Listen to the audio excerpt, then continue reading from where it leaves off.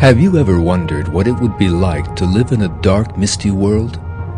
A place where there were no colors and everything was black and gray.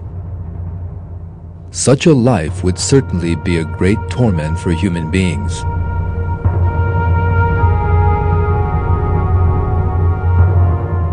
But the world is actually very colorful.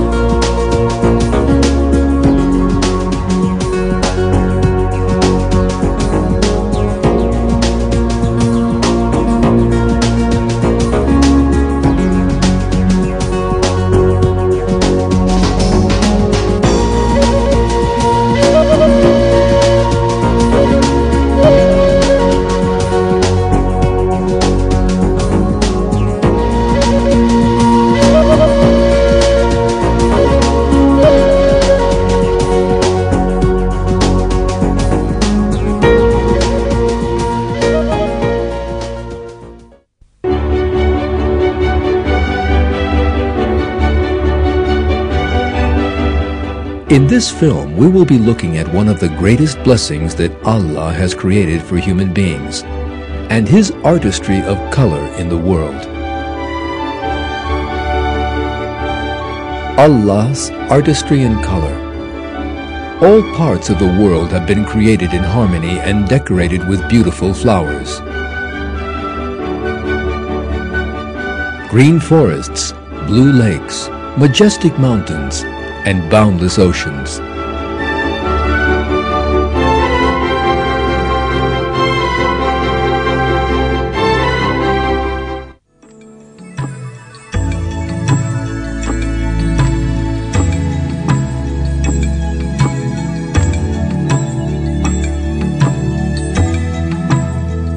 Now, let's see how colors, one of the greatest miracles of creation, actually came to be.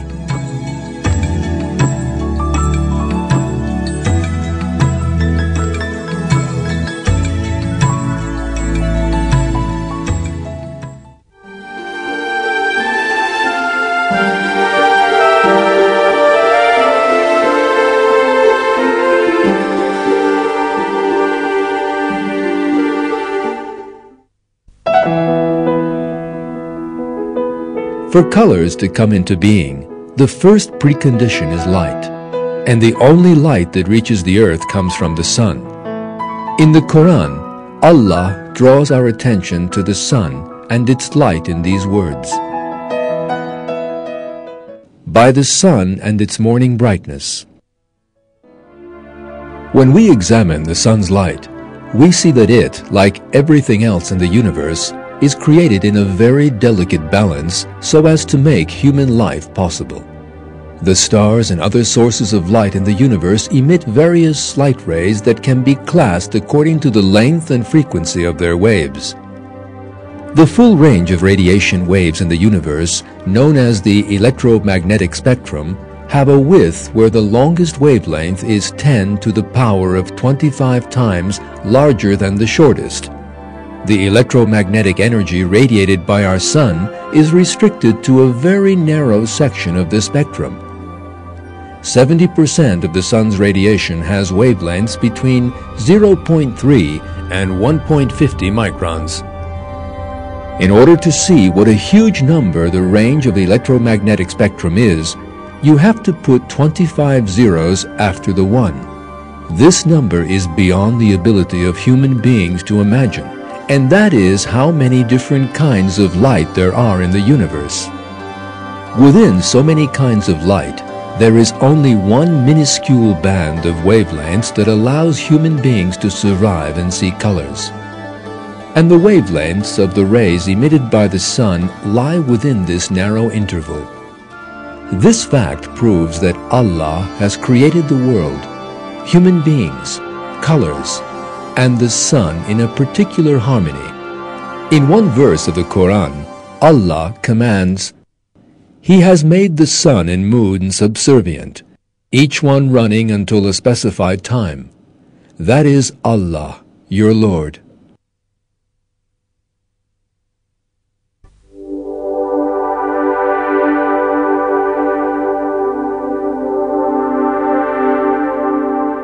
The rays in the area immediately above and below visible light come to the Earth as infrared and ultraviolet rays. Infrared rays give off rays that make the world suitable for living things. And some ultraviolet rays can pass through the atmosphere in just the right quantity to provide the energy needed by living things.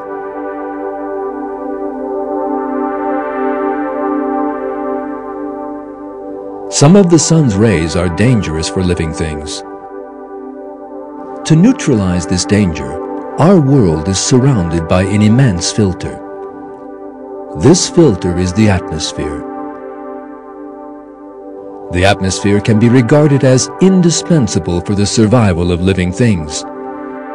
It allows infrared rays to pass through and keeps out the other deadly rays. Michael Denton describes this as follows. Even the atmospheric gases themselves absorb electromagnetic radiation very strongly in these regions of the spectrum immediately on either side of the visible and near-infrared. Note that the only region of the spectrum allowed to pass through the atmosphere over the entire range of electromagnetic radiation from radio to gamma rays is the exceedingly narrow band including the visible and near-infrared. Virtually no gamma, X, ultraviolet, far infrared, and microwave radiation reaches the surface of the Earth.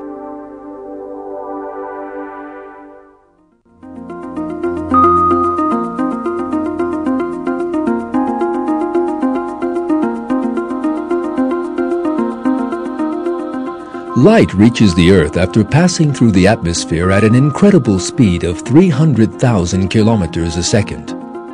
It strikes material things and splits up into the wavelengths that produce colors. In this way, bodies reflect their colors. The molecules that produce this reflection are pigments.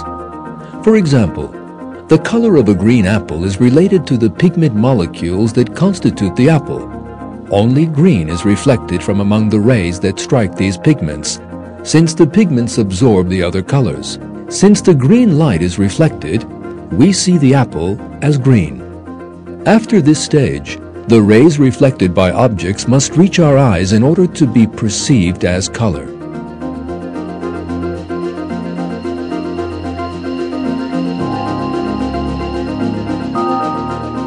The light rays that reach the eye must first pass through the cornea, then the pupil and the lens to arrive at the retina.